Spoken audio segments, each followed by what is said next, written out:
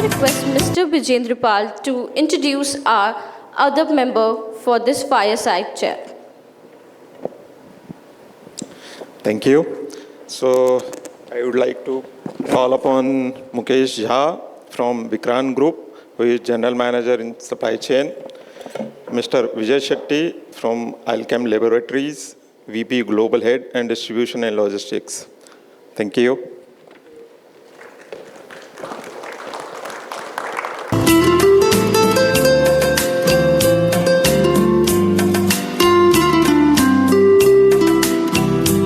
So good morning all. We are going to talk about NLP since this is vast subject. Even if we spend half day, that would not be, then also we will not be able to complete this topic. But we would like to try for 20 minutes how we are going to justify this topic. So NLP, National Logistics Policy, when it introduced, so there was in mind that we are going to reduce cost from 13 or 14% to 8% by 2030. And obviously, the logistic cost is growing from 10 to 12% at CAGR, and that would be $300 billion by 2025. This is the logistic industry by 2025. So how NLP, PM Gati Shakti, NIP, Bharatmala, Sagarmala, whatever those projects are going under NLP and PM Gati Shakti, how that is going to shape around our industry, how industry or private sector are going to reciprocate with these policies. This is what we are going to discuss. So I'll start with Vijayji. How NLP impact different stakeholders in supply chain and logistic industry, such as shipper, carriers, and customers. Yeah, thank you, Vijendra. Good morning, everyone. Good morning, guys. Yeah, great.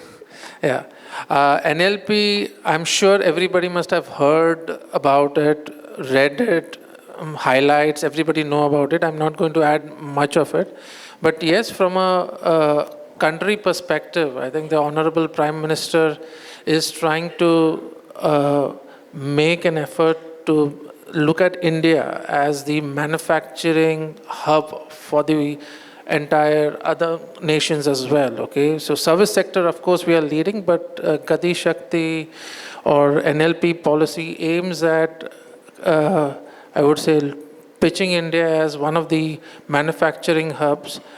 We are already a lot of talented peoples in India, but manufacturing hub is one of the greatest things where you will see a lot of actions happening. You already see some kind of progress happening in that directions. Okay, our country is looking at to be a 40 trillion economy by 2040. Yeah, I think that's a good ambitious target.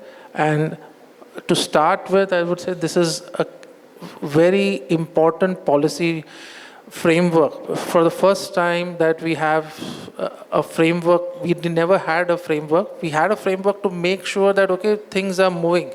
But there were different stakeholders like the shipper, the shipping line, the freight forwarding companies, the manufacturing companies, the merchant exporters. Everyone coming at one platform becomes a very, I would say, important initiative for the government of India. Today, I would say to take an approval, you need to have at least visit at least 5 or 6 government agencies, whether it is DGFT, whether it's Ministry of Shipping, whether it is Ministry of Customs or Ministry of Finance under the Customs, and so on. It also talks about that the infrastructure that we're talking about, that is going to build in. Okay, there's news that Delhi to Mumbai travel distance is definitely going to cut down a lot of logistics costs. Assuming that, okay, from Baddi, okay, I come from a pharma industry. Today from Baddi to Mumbai, it takes a reefer container takes almost close to 4 to 5 days to reach the Nhava Sheva port. Imagine if it takes only 2 days. The transporter himself will have a better turnaround time. He can utilize his assets in a better manner, and also can pass on that benefit of cost to the manufacturer as well. Overall, it helps us to be competitive in terms of whatever we manufacture. Okay, this is just an example. Similarly, like on the documentation front, of course, though from customs point of view, there is a lot of digitization initiatives which have just initiated. I'm hoping that in the next 5 to 6 years, this will definitely be I would say, game changer for the industry as well. Okay. Other project which Vijendra talked about, like how do we use our waterways? Okay.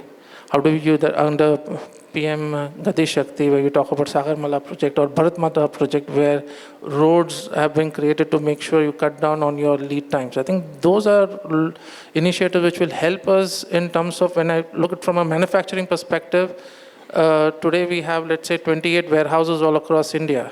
Now imagine if the road network across India is I would say, is seamless, and we can cut down on the logistics lead time. I don't need 28 warehouses. Maybe I think 14 warehouses or 10 warehouses can easily make things with the same SLAs, with the same service levels to my customers, I can meet it. Okay. Other good thing under this project which is happening is of unification in terms of the standardization of warehouse standards. Today we have warehouses, okay, pharma, when it considers that, okay, pharma requires a temperature control, but what in temperature control? And the guidelines talks about a GDP, that is goods distribution practices. And you have to keep it at a particular temperature. You have to keep it at a particular humidity levels as well. I think those are some of the opportunities that we see for the entire industry, not only manufacturers, but the freight forwarding companies, the transporters, and everyone. Yeah. Thank you, Vijayji. Just to add, yeah. I hope I was able to answer your question. Yes. So just to add, 37 multimodal logistics are going to be made in India to just connect these dots. And obviously, government of India would be investing around 100 trillion rupees in next 30 years. So connected to ULIP, I would like to ask Mukeshji, how ULIP is playing an important role to support stakeholders and benefit to startups? Yes, a very good morning to all of you. I think we all are aware. I think ULIP, and we all are on the platform and using the ULIP on goulip.in. But how it starts, because I have 2 decades of experience with Reliance, UB, Adani, and last KC, and right now in Vikrant Group. So I have seen how the things are changing into the supply chain as well as logistics. So I'm just one line differ from the ULIP also, because start is the completely with the single window concept and with the e-logistics. How we can digitalize all the things to ease of doing business. So ease of doing business means we are going towards a digital platform. And digital platform, what the points Vijay also told, that how to manage the warehouse in the pan-India locations, how to manage CFS for different ports, either in India, that how the 20 major ports, how we are connecting with them, and with the 200 non-major ports, which is also connected, and daily facing we are challenges with them. So this is the one of the ULIP, and how we could all assign and we could connect with the platform to ease of doing business. Like my also previous last company, Adani Port, APSEZ, who has signed the NDA on the ULIP, and they wants that how to grow a number of